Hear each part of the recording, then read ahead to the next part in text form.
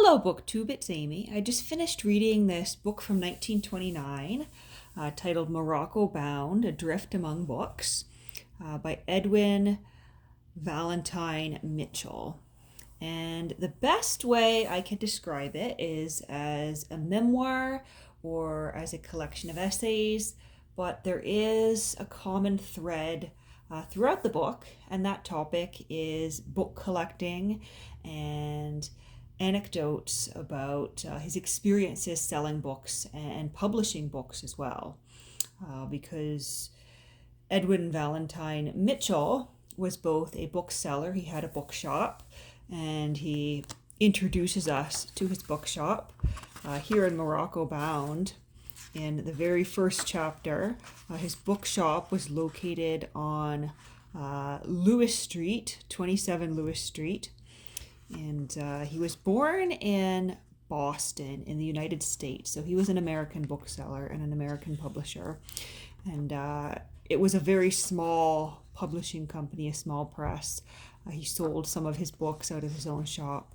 But he was born in 1890 and passed away in 1960. I found a very short obituary online that simply describes him as a publisher and bookseller. But this is a great little book.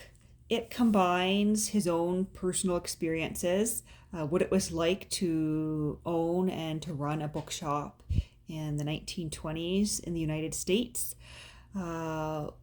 with some interesting stories about the people, the occasionally famous people who passed through his bookshop. Sinclair Lewis, for example, passed through his bookshop one day. Combine stories like that with some general commentary on trends in book selling, what things are popular, how to stock a bookshop, and both old and new, how challenging it was to get ready for the Christmas rush, to select the kind of new books that people would want to read from publishers, but also to determine of the old books which of those books there would be a market for. And so we've got a list of illustrations here, and there's one in particular I want to return to here. Sinclair Lewis at 27 Lewis Street. And so if we go to page 78 here, he had someone take a photograph of Sinclair Lewis on one afternoon when Lewis was reading in the shop. There were a few chairs throughout his shop that were somewhat comfortable and inviting, and buyers would sometimes sit and read. And he covers some of the age-old debates from this era, whether modern first editions are worth collecting. At this point, it seemed as though the jury was still out on that, whether they were as valuable or as interesting to buyers and collectors as older antiquarian books. But of course, nowadays, the juries come in on that, and people definitely want to buy what are called like modern firsts. Books like The Great Gatsby, like that, goes for a load of money. But that was, somewhat still up for debate at the time of the publication of Morocco Bound. There's a nice little section on book theft, mainly a few stories from book thieves in his own shop. There was a woman that they were forewarned about who came into the shop, and she was stealing, not anything very expensive. I think he says she was into like romances or something. But she was so clever with it that they let her go at it for a short while just to see, how she was doing it. I guess they had been, forewarned by another seller in the community that she would probably be by and be attempting this. But they dealt with that simply by, asking her not to come back.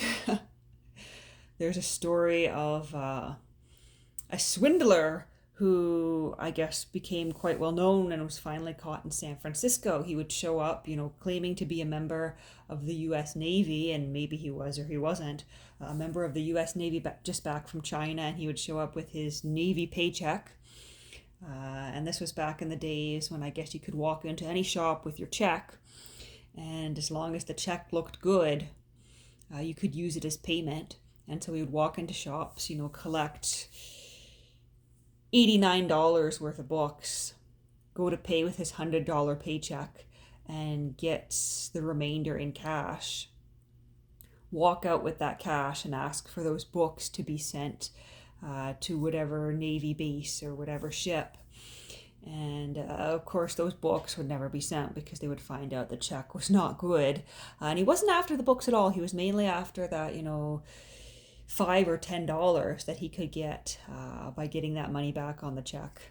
And that swindler was eventually caught in San Francisco. But then there was another thief who was after fine bindings. And Mitchell here says that he caught on. You get to know the patrons of your shop. You recognize them and their tastes. And if someone's looking at those fine bindings and not walking away with anything, and some of those books are going missing, you can more or less guess who the thief is.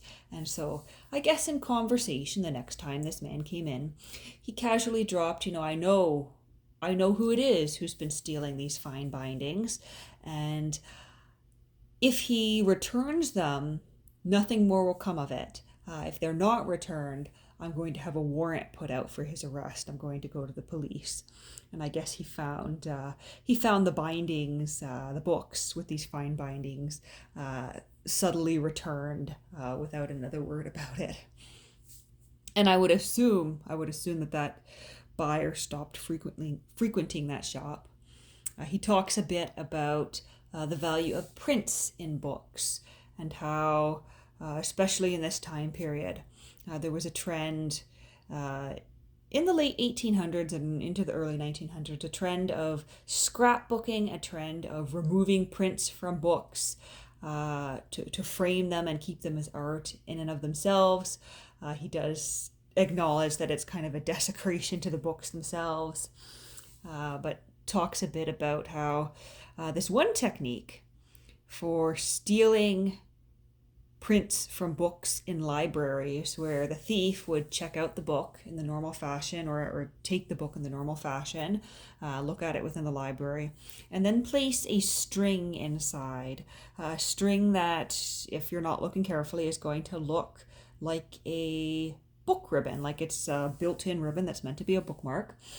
The only problem is that ribbon, that string, would be dipped in a sort of acid that would eat through that layer of paper, making the page, the print, loose, and therefore the thief could return in a day or two and easily, without needing to tear, remove that leaf from the book and make off with it without the librarians being any of the wiser, which sounds absolutely horrifying. And I can see why some thieves who, for the love of books or for the love of money, would have used that attempt, used that method. Hopefully, no one's doing that today. I think there's a much more concentrated effort to ensure that people aren't tearing apart old books just for the artwork.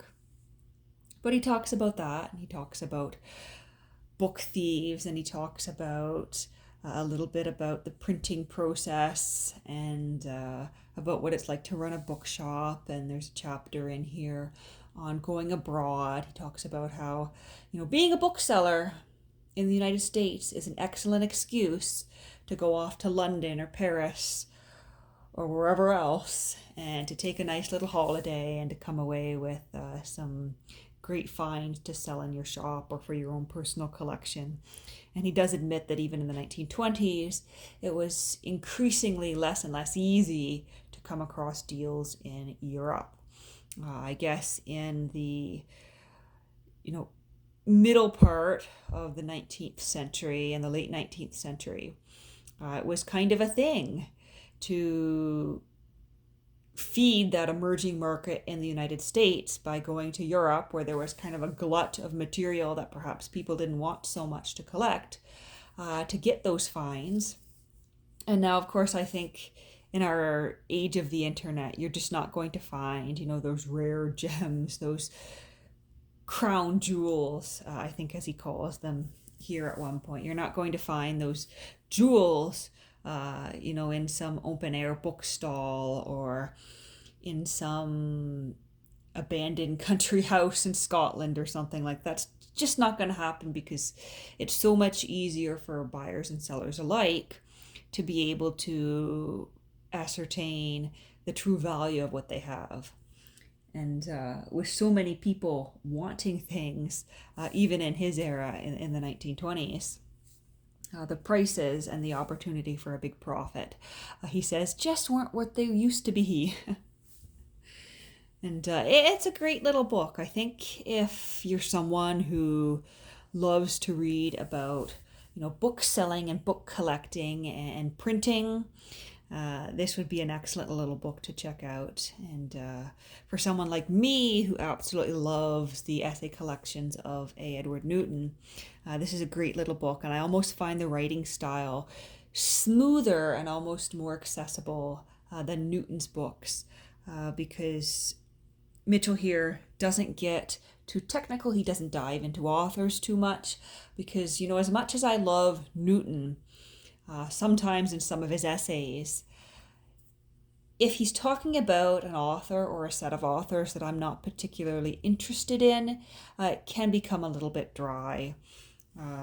But in the case of Morocco Bound, he doesn't get too specific about the authors he's speaking of, and so it can be consumed in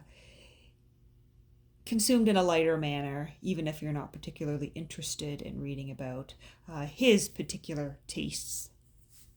And so this is Morocco Bound here.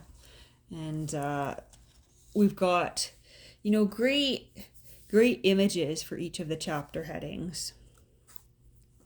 And a few other images, spread throughout. Curzon buying books in the Abyssinian Library.